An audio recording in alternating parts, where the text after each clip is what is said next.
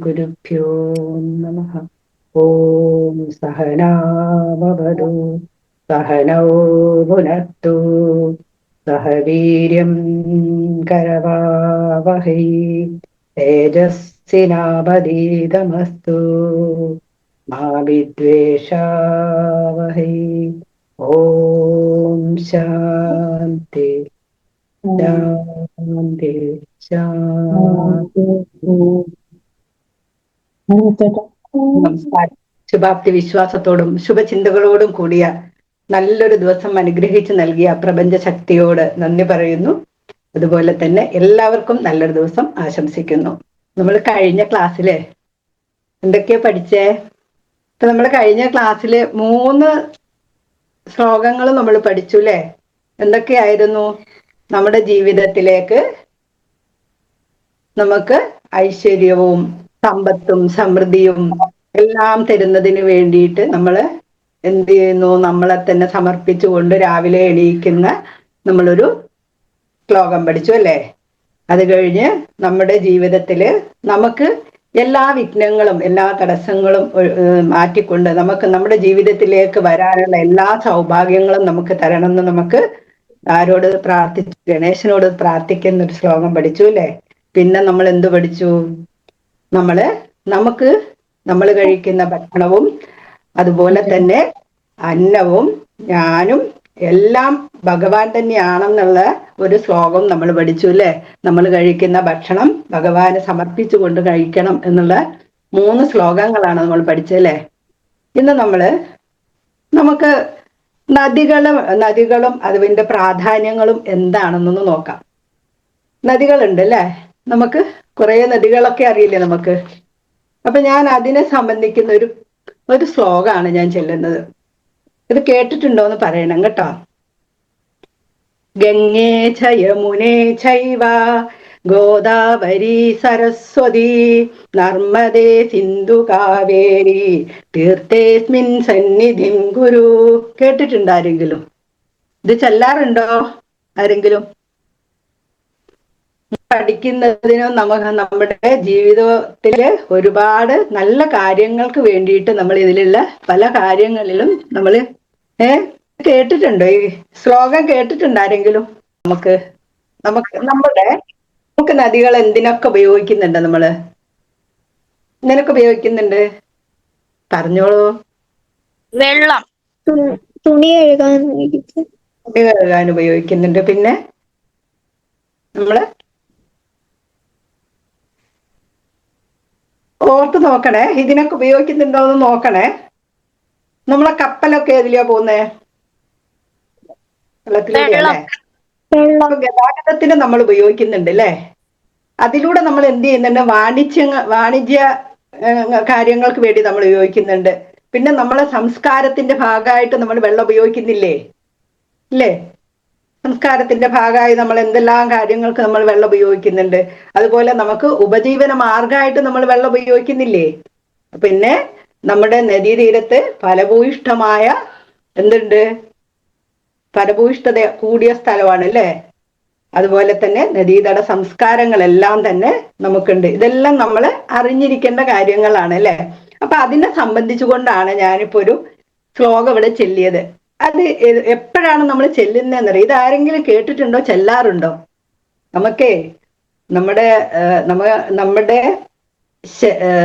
നമ്മുടെ മനുഷ്യ ശരീരം എന്താവണം? വൃത്തിയാവണം അല്ലേ? നമ്മൾ കുളിക്കുന്നുണ്ട് അല്ലേ? അപ്പൊ ഹിന്ദു സംസ്കാരത്തില് ഓരോന്നിനും ഓരോ കാര്യങ്ങളൊക്കെ ചെയ്യാനും പഠിക്കാനും ഉണ്ടായിരുന്നു. നമുക്ക് ആർക്കെങ്കിലും അറിയോ? ശരിക്കും പറയുകയാണെങ്കിൽ, സത്യം പറഞ്ഞാൽ നമ്മളൊന്ന് ആലോചിച്ച് നോക്കിയേ, എന്തുമാത്രം അറിവുകൾ ഉൾക്കൊള്ളുന്നതാണെന്നറിയാവോ? അപ്പൊ നമ്മള് എന്ത് ചെയ്യാം? നമ്മൾ കുളിക്കുമ്പം നമ്മൾ ഉപയോഗിക്കുന്ന ഞാൻ പാടിയ ശ്ലോകം എന്താണെന്നറിയാവോ? ഗംഗേ ച യമുനേ ചൈവ ഗോദാവരി സരസ്വതി നർമ്മദേ സിന്ധു കാവേരി തീർത്ഥേസ്മിൻ സന്നിധിം കുരും എന്ന് പറഞ്ഞ തീർത്ഥങ്ങളായ യമുന, പിന്നെ ഗോദാവരി, സരസ്വതി, പിന്നെ നർമ്മദ, സിന്ധു, കാവേരി, ഈ പുണ്യ നദികളെല്ലാം എവിടോട്ട് വരണം എന്നാണ് നമ്മൾ പാടുന്നതെന്ന് അറിയാവോ? നമ്മൾ ഈ പറയുന്ന ശ്ലോകത്തില് ഞാൻ ഈ കുളിക്കാൻ ഉപയോഗിക്കുന്ന വെള്ളത്തിലേക്ക് ഇതെല്ലാം ഒഴുകി വരട്ടെ. അത് ഇതെല്ലാം ചേർന്ന ഈ ജലമാണ് ഞാൻ സ്നാനത്തിന് ഉപയോഗിക്കുന്നത്. അങ്ങനെ എൻ്റെ ശരീരം ഇതുകൊണ്ട് വൃത്തിയാകുന്നു, വൃത്തിയാക്കുന്നു. അതല്ലെങ്കിൽ നമ്മൾ അവിടെ എന്താകുന്നു, ഇതിലെല്ലാം ഈ ജലം കൊണ്ടാണ് ഞാൻ കുളിക്കുന്നത്. അപ്പൊ നമുക്ക് ഏറ്റവും ശുദ്ധമായ നമ്മളെ സ്നാനം ചെയ്യാൻ നമുക്ക് പറ്റും. അതിനു വേണ്ടി നമ്മളുടെ ഒരു ശ്ലോകമാണ് ഞാൻ ആ ചൊല്ലിയത്. ആരേതും ചെല്ലാറുണ്ടോ? പഴയ അമ്മമാരൊക്കെ കണ്ടിട്ടുണ്ടോ? കുളിക്കാൻ ഇറങ്ങി നിന്ന് കഴിഞ്ഞാൽ വെള്ളം എടുത്തിട്ട് ഇങ്ങനെ ചെയ്യുന്ന കണ്ടിട്ടുണ്ടാ? എന്തൊക്കെയോ ചെല്ലുന്നൊക്കെ കണ്ടിട്ടുണ്ട്. ഇങ്ങനെ കണ്ടിട്ടുണ്ടാ? നമ്മളെല്ലാം ചെറുപ്പത്തിലേ കുളിക്കാനൊക്കെ പോകുമ്പോ പുഴകളിലായിരുന്നു. നമ്മൾ ഇപ്പൊ പറഞ്ഞില്ലേ, നമ്മൾ കുളിക്കാൻ വേണ്ടി പുഴയിൽ നമ്മൾ പോകാറുണ്ടെന്ന് പറഞ്ഞില്ലേ. നമ്മുടെ നദികൾ നമുക്ക് കുളിക്കാനും കുടിക്കാനും പിന്നെ പശുക്കളെ കന്നുകാലികളെ കുളിപ്പിക്കാന്, കുടിക്കാന്, വസ്ത്രം അലക്കാന്, ഇങ്ങനെയുള്ള എല്ലാ കാര്യങ്ങൾക്കും നമ്മൾ ഉപയോഗിക്കുന്നുണ്ട് അല്ലെ. അപ്പൊ നമ്മൾ കുളിക്കാൻ ഉപയോഗിക്കുന്ന വെള്ളം നമ്മൾ ഈ പറയുന്ന ശ്ലോകം ചൊല്ലുമ്പോൾ ഈ പറയുന്ന നദിയിലെ വെള്ളമെല്ലാം നമ്മൾ ഈ കുളിക്കുന്ന ജലത്തിലേക്ക് വന്ന് എന്നെ ശുദ്ധീകരിക്കണേ എന്നാണ് നമ്മൾ പ്രാർത്ഥിക്കുന്നത്. അപ്പൊ ഈ ഒരു ശ്ലോകത്തില് നമ്മൾ എന്ത് ചെയ്യണം? അത് പഠിക്കണം. അപ്പൊ പതുക്കെ ഞാനത് ചൊല്ലിത്തരും. എന്നിട്ടൊന്ന് ചൊല്ലി നോക്കുക. അത് കഴിഞ്ഞ് നമുക്ക് എന്ത് ചെയ്യാം, ഞാൻ ആ ഗ്രൂപ്പിലേക്ക് ഇടാം. എന്നിട്ട് പരീക്ഷയൊക്കെ കഴിഞ്ഞിട്ട് നല്ല കുട്ടികളായിട്ട് നമുക്ക് ഓരോ ശ്ലോകങ്ങളായിട്ട് പഠിക്കാം. അപ്പൊ നമ്മൾ ഈ ശ്ലോകത്തിലൂടെ നമ്മൾ എന്താ ചെയ്യുന്നത്? നമ്മുടെ ദേഹം പുറം മാത്രം നമ്മൾ വൃത്തിയാക്കുന്നുണ്ട് അല്ലേ. അപ്പൊ ഈ ഗംഗാ നദി എന്ന് പറയുന്ന അതിന്റെ തീരത്തുള്ള 3 പ്രധാനമായ പിന്നെ നമുക്ക് പുണ്യസ്ഥലങ്ങളുണ്ട്. അത് ഏതൊക്കെയാണെന്നറിയാവോ? ഗംഗാനദിയുടെ തീരത്തുള്ള 3 പ്രധാന പുണ്യസ്ഥലങ്ങൾ. കാരണം നിങ്ങൾ പരീക്ഷക്കൊക്കെ ഇനിയിപ്പോ പോകാൻ പോകുന്നവരാണ്. അപ്പൊ ഇതൊക്കെ ചോദിക്കും ചിലപ്പോ ഏതെങ്കിലും ചെറിയ ക്ലാസ്സിലെ കുട്ടികൾ. ഏതൊക്കെയാണ് അത് അറിയോ? കാശിക്ക് പോവാന്ന് പറയുന്നത് കേട്ടിട്ടുണ്ടാ? കാശി, ഋഷികേശം കേട്ടിട്ടുണ്ടാ? ഹരിദ്വാർ പോവാന്നൊക്കെ കേട്ടിട്ടുണ്ടോ? അപ്പൊ ഈ പുണ്യസ്ഥലങ്ങളിലൂടെ ഒക്കെ ഈ നദിയുടെ തീരത്തുള്ള 3 പ്രധാന പുണ്യസ്ഥലങ്ങളാണ് ഈ പറയുന്ന നമ്മള് ഇപ്പൊ എല്ലാരും പോകുന്നില്ല. കാശിക്ക് പോകുന്നു, ഋഷികേശം പോകുന്നു, ഹരിദ്വാർ പോകുന്നു. ഇപ്പൊ എല്ലാരും പുണ്യസ്ഥലങ്ങളൊക്കെ സന്ദർശിക്കാൻ പോകുന്നുണ്ട് അല്ലേ, സ്കൂളൊക്കെ പൂട്ടിക്കഴിഞ്ഞാൽ. അപ്പൊ ഇതൊക്കെ നമ്മൾ മനസ്സിലാക്കുക. അതുപോലെ ത്രിവേണി എവിടെയാണ്? ത്രിവേണി അറിയാ? ത്രിവേണിയിൽ ഏത് നദികളൊക്കെയാണ് അവിടെ വെച്ച് ചേരുന്നത് എന്ന് പറഞ്ഞു തരട്ടെ. ഗംഗ, യമുന, സരസ്വതി കേട്ടിട്ടുണ്ടോ? അപ്പൊ ഈ നദികളുടെ സംഗമ സ്ഥാനത്തെയാണ് നമ്മൾ ത്രിവേണി എന്ന് പറയുന്നത്. അപ്പൊ ഇതെവിടെയാണ്? പ്രയാഗയിൽ, അതായത് അലഹാബാദില് വെച്ച് ഇത് ഒന്നിച്ച് ചേരുന്നുണ്ട്. പ്രയാഗ് പോകുന്നവരൊക്കെ അവിടുന്ന് സ്നാനമൊക്കെ ചെയ്ത് വരും. അതിന്റെ വിശേഷങ്ങളൊക്കെ പറയാമെന്നൊന്നും കേട്ടിട്ടില്ലേ നിങ്ങൾ ആരും? കുറെ കുട്ടികളുണ്ട് ഇപ്പൊ പറഞ്ഞേനെ, ഞങ്ങൾ പോയിരുന്നു, ഞങ്ങൾ അവിടെ കുളിച്ചു, കാശിയിൽ പോയി എന്നൊക്കെ പറയുമായിരുന്നു. പക്ഷെ നിങ്ങൾ 3 പേര് മാത്രമായതുകൊണ്ടാണ്. അപ്പൊ ഇതൊക്കെ നമ്മൾ അറിഞ്ഞിരിക്കുക. അപ്പൊ സ്നാനത്തിന്റെ പ്രാധാന്യം എന്താണ്? കുളിക്കുമ്പോൾ നമ്മുടെ ശരീരത്തിന്റെ ശുചിത്വം ഉറപ്പുവരുത്തുന്നു. അതുപോലെ ഈശ്വരൻ വസിക്കുന്ന ഈ ദേഹത്തെ നമ്മൾ എന്ത് ചെയ്യുന്നു? ശുദ്ധിയാക്കുകയാണ് ചെയ്യുന്നത്. അപ്പൊ നമ്മള് ഈ ശരീരമാകുന്ന ദേവാലയത്തെ നമ്മൾ വളരെയധികം നല്ല പോലെ ശുദ്ധമായി നമ്മള് കെയർ ചെയ്ത് കൊണ്ടുപോകണം. നമ്മുടെ ശരീരത്തിലെ ഹെഡ് ടു ഫുഡ് വരെയുള്ള ഭാഗങ്ങൾ കുളിക്കുമ്പോൾ പ്രത്യേകം നമ്മൾ പ്രാധാന്യം കൊടുത്തുകൊണ്ട് വേണം. നമ്മൾ കൈകൾ കഴുകുമ്പോഴും കാല് കഴുകുമ്പോഴും മുഖം കഴുകുമ്പോഴും അങ്ങനെ ശരീരത്തിന്റെ എല്ലാ ഭാഗങ്ങളും വൃത്തിയാക്കുമ്പോഴും നമ്മൾ ഓരോ കാര്യം ശ്രദ്ധിച്ച് വേണം നമ്മൾ കഴുകാനും. അതുപോലെ തന്നെ കുളിക്കുമ്പോഴെല്ലാം നമ്മൾ ശ്രദ്ധിക്കുക. അതുപോലെ തലയൊക്കെ ആണെങ്കിൽ നമ്മൾ കുളിക്കുമ്പോൾ പെൺകുട്ടികൾ എന്ത് ചെയ്യുക? ഷാമ്പൂ ഒക്കെ ഉപയോഗിച്ച് ആഴ്ചയിൽ ഒരു ദിവസം, സമയമൊന്നും ഉണ്ടാവില്ല നിങ്ങൾക്ക്, അപ്പൊ വെറും വെള്ളം ഒഴിച്ച് മുടിയൊക്കെ കെട്ടിയിട്ടായിരിക്കും പോവുക. അപ്പൊ അങ്ങനെയുള്ള ഇതില് നമ്മൾ എന്ത് ചെയ്യുക? കുളിക്കുമ്പോൾ നമ്മുടെ ശരീരത്തിന്റെ എല്ലാ ഭാഗങ്ങളും പ്രത്യേകം കെയർ കൊടുത്തുകൊണ്ട് വൃത്തിയാക്കാൻ വേണ്ടി വളരെയധികം ശ്രദ്ധിക്കുക. ആഴ്ചയിൽ ഒരിക്കൽ നഖം മുറിക്കുക. അതെല്ലാം നമ്മുടെ നഖത്തിന്റെ അടിയിലൊക്കെ ചെളിയിരിക്കും. അപ്പൊ ഇതെല്ലാം കുളിക്കുമ്പോൾ നമ്മൾ വൃത്തിയാക്കും. പക്ഷെ നമ്മൾ അകം എങ്ങനെ വൃത്തിയാവും? നമ്മളൊന്ന് വെള്ളം കോരി നമ്മൾ സോപ്പൊക്കെ ഇട്ട് നമ്മളെ ശരീരമൊക്കെ വൃത്തിയായില്ലേ, നമ്മൾ അകം എങ്ങനെ വൃത്തിയാവുക? നമുക്ക് അടിച്ചു വാരി ചൂലുകൊണ്ട് അടിച്ചു വാരി വൃത്തിയാക്കി കഴുകിടാൻ പറ്റുമോ? ഇല്ല അല്ലേ. ഇപ്പൊ ഞാൻ ഇവിടെ 2 പാത്രം വെച്ചിട്ടുണ്ട്. 2 ബോക്സാ. ഇതിൽ ഏത് ബോക്സാ നിങ്ങൾക്ക് ഇഷ്ടം? 2 ബോക്സ് ഉണ്ട്.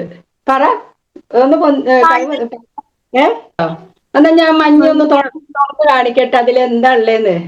മഞ്ഞേല് ഞാൻ വേസ്റ്റ് ഇടുന്ന സാധന. എന്നാൽ നിങ്ങൾക്ക് ഇഷ്ടമില്ല എന്ന് പറഞ്ഞ സാധനത്തിൽ എന്താ ഉള്ളതെന്ന് അറിയാം? നിങ്ങൾ അടുത്തുണ്ടെങ്കിൽ ഞാൻ നിങ്ങൾക്ക് തന്നേനെ. ചോക്ലേറ്റ്, പിന്നെ അതില് വേറെ നിങ്ങൾക്ക് വേണ്ട ഇഷ്ടപ്പെട്ട സാധനങ്ങളൊക്കെ ഉണ്ട്. അപ്പൊ നമ്മള് പുറമേ കണ്ടിട്ട് നമുക്ക് ഭംഗി ഉറപ്പാക്കാൻ പറ്റുമോ? അകം എങ്ങനെയായിരിക്കണം? പരിശുദ്ധാവണം അല്ലേ? അപ്പൊ അവിടെ എന്താ ചെയ്യേണ്ടത് നമ്മള്? നമ്മൾ എന്താകണ്ടേ? പുറമേ കണ്ടിട്ട് നമ്മൾ ഒരിക്കലും നമ്മള് ഒന്നും അസസ് ചെയ്യാൻ പാടില്ല. അപ്പൊ നമ്മളെ ചിന്തകൾക്ക് എന്താ വേണ്ടേ അവിടെ കൊടുക്കണ്ടേ? ഈശ്വര നാമം ജപിക്കുക. അതുപോലെ തന്നെ നമ്മൾ എന്ത് ചെയ്യുക? ഇങ്ങനെയുള്ള ക്ലാസ്സുകളിലൊക്കെ വന്ന് നമ്മൾ അറ്റൻഡ് ചെയ്യുക. അപ്പൊ നമുക്ക് നല്ല കാര്യങ്ങൾ കേൾക്കുന്നതിനും നല്ല കാര്യങ്ങൾ പറഞ്ഞു തരുന്നതിനൊക്കെ ഇവിടെ ആൾക്കാരിയ്ക്കും. അപ്പൊ നമുക്ക് നല്ല ചിന്തകൾ, നാമസ്മരണകളിലൂടെ, ജപങ്ങളിലൂടെ, പ്രാർത്ഥനകളിലൂടെ നമുക്ക് എന്ത് ചെയ്യാൻ പറ്റും? നമ്മുടെ മനസ്സിനെ ശുദ്ധീകരിക്കാൻ പറ്റും. അതിനുവേണ്ടിയാണ് ഇത്രയും കാര്യങ്ങളെല്ലാം പഠിപ്പിച്ചു കൊണ്ടുവരുന്നത്. അപ്പൊ നമ്മൾ എന്ത് ചെയ്യണം? നമ്മളെ ശരീരം വൃത്തിയായി സൂക്ഷിക്കുന്നത് പോലെ തന്നെ നമ്മുടെ മനസ്സിൻ്റെ ഉള്ളിൽ വൃത്തിയായി സൂക്ഷിക്കുന്നതിന് വേണ്ടിയാണ് നമ്മൾ എന്ത് ചെയ്യുന്നത്?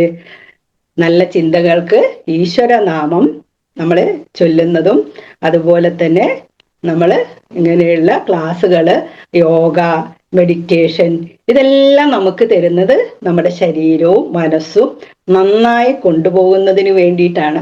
അപ്പൊ ഇങ്ങനെയുള്ള ക്ലാസ്സുകളെല്ലാം അറ്റൻഡ് ചെയ്യുക. കാരണം അരമണിക്കൂറേ സമയം പറഞ്ഞിട്ടുള്ളൂ.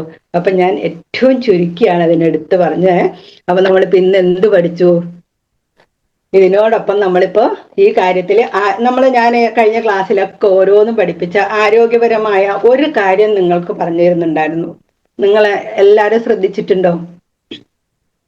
ശുചിത്വത്തെ കുറിച്ച് എല്ലാ ക്ലാസ്സിലും ഞാൻ റിപ്പീറ്റ് ആയിട്ട് പറഞ്ഞുകൊണ്ടിരിക്കുന്ന ഒരു കാര്യം ഉണ്ടായിരുന്നു. എന്തായിരുന്നു? ഞാൻ ആദ്യം എടുത്തത് എന്തായിരുന്നു? നമ്മൾ രാവിലെ എണീറ്റോടെ നമ്മളെ കൈകൾ വൃത്തിയായി സൂക്ഷിക്കുക, അത് നോക്കി പ്രാർത്ഥിക്കുക അല്ലെ? പിന്നെ നമ്മൾ ഭഗവാന്റെ അടുത്ത് പോയി പ്രാർത്ഥിക്കുമ്പോൾ നമ്മുടെ കൈകൾ ശുദ്ധിയായിരിക്കുക. അതുപോലെ നമ്മൾ ഭക്ഷണം കഴിക്കുമ്പോഴും ഭക്ഷണത്തിന് ശേഷവും നമ്മൾ അപ്പോഴൊക്കെ നമ്മുടെ കൈകൾ വൃത്തിയായി സൂക്ഷിക്കാൻ പറഞ്ഞു. ഇവിടെ ഞാൻ പറയുന്നു, ഇന്ന് ശുചിത്വത്തോടൊപ്പം തന്നെ നമ്മൾ കുളിക്കുകയൊക്കെ ചെയ്യുമ്പോൾ നാമജപം ഒക്കെ നമ്മൾ ചെയ്താൽ നമ്മുടെ പ്രകൃതിയായിട്ട് നമുക്ക് പല കാര്യങ്ങളിൽ ഏർപ്പെടുമ്പോൾ നമുക്ക് എന്ത് ചെയ്യും? ജലദോഷവും കാര്യങ്ങളൊക്കെ വരൂല്ലേ? വിയർപ്പൊക്കെ താന്നിട്ട് തൊണ്ടവേദന വരാം, ടോൺസിലൈറ്റിസ് വരാം. അപ്പൊ അങ്ങനെയുള്ള സമയങ്ങളിൽ നമ്മൾ എന്താ ചെയ്യാ?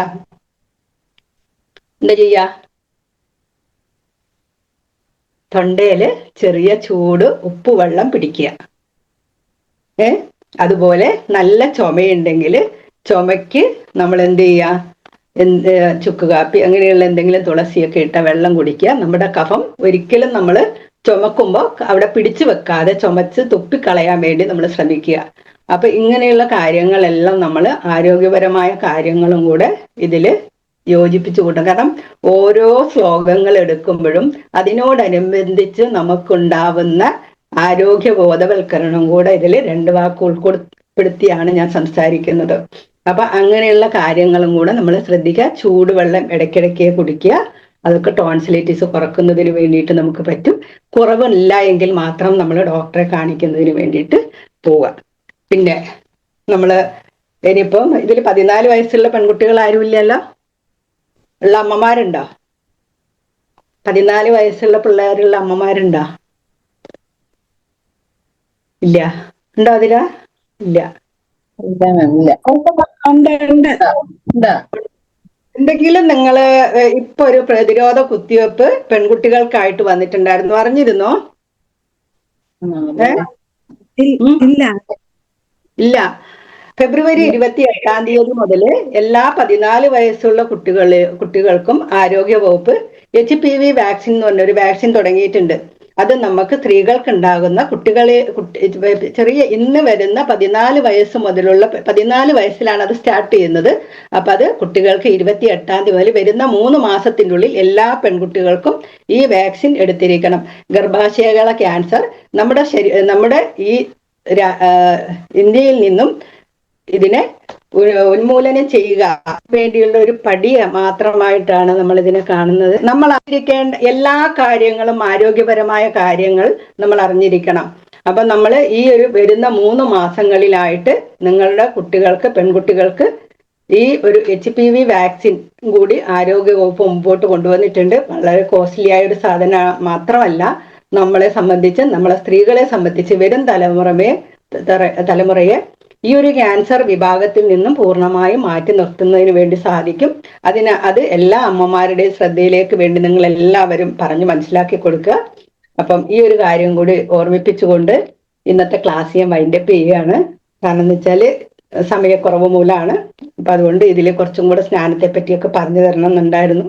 കാരണം നമ്മൾ ഓരോ ഭാഗവും കഴുകുമ്പോഴും എങ്ങനെ കഴുകണം, നമ്മളെ വ്യക്തി ശുചിത്വം എങ്ങനെയാണ് സൂക്ഷിക്കേണ്ടതെന്നൊക്കെ നമുക്ക് പറയാനുണ്ട്. അപ്പൊ അതൊക്കെ നമുക്ക് പരീക്ഷയൊക്കെ കഴിഞ്ഞിട്ട് നമുക്ക് അടിച്ചു പൊളിച്ച് ക്ലാസ് എടുക്കാം കേട്ടോ. അപ്പൊ ഇന്ന് വളരെ ലിമിറ്റ് ചെയ്ത് എടുക്കുമ്പോൾ അവിടെ ഇവിടെയൊക്കെ ആയിട്ടാണ് ഞാൻ പറഞ്ഞിരിക്കുന്നത്. അപ്പം എന്താണ് ഇന്ന് നമ്മള് എന്താണ് ഈ പറയുന്ന നദിയിലെ വെള്ളമൊക്കെ ഉപയോഗിച്ചാൽ നമ്മൾ കുളിക്കുന്നത് കേട്ടോ. അത് മനസ്സിൽ പ്രാർത്ഥിക്കുക. എന്താണ്? ഗംഗേച്ച യമുനേ ചൈവ ഗോദാവരി സരസ്വതി നർമ്മദേ സിന്ധു കാവേരി തീർത്ഥേസ്മിൻ സന്നിധിം കുരു. സന്നിധിം കുരു എന്ന് പറഞ്ഞാൽ എന്നിന്റെ അടുത്തേക്ക്, എന്നിലേക്ക് അല്ലെങ്കിൽ ഇതിലേക്ക് ഒഴുകട്ടെ എന്നാണ്. അപ്പം ഈ ഒന്ന് ചൊല്ലി നോക്കാം നമുക്ക്. ഒന്ന് ഞാൻ പറഞ്ഞു തരാം, കേട്ടിട്ടുണ്ടോന്ന് പറയണേ. ഗംഗേ ച യമുനേ ചൈവ ഗോദാവരി സരസ്വതി നർമ്മദേ സിന്ധു കാവേരി തീർത്ഥേസ്മിൻ സന്നിധിം കുരു. കേട്ടിട്ടുണ്ടോ? കേട്ടിട്ടുണ്ടാ? ഇല്ല. പ്രായമുള്ള അമ്മമാരൊന്നും ഇത് കേട്ടിട്ടില്ല, ഇല്ല അല്ലെ? എന്നാ ഇത് കേൾക്കണേ. ഇനി വരുന്ന തലമുറ ഇതെല്ലാം പഠിക്കണം നമുക്ക്. എന്നാലല്ലേ അപ്പൊ ഇതിപ്പോ പറയുന്നൊന്നുമില്ല. ഞാൻ പറഞ്ഞില്ലേ ഈ പറയുന്ന നദികളെല്ലാം നമ്മൾ കുളിക്കുന്ന വെള്ളത്തിലേക്ക് വരുന്നു. അത് നമ്മൾ മനസ്സുകൊണ്ട് പ്രാർത്ഥിച്ചാൽ മതി.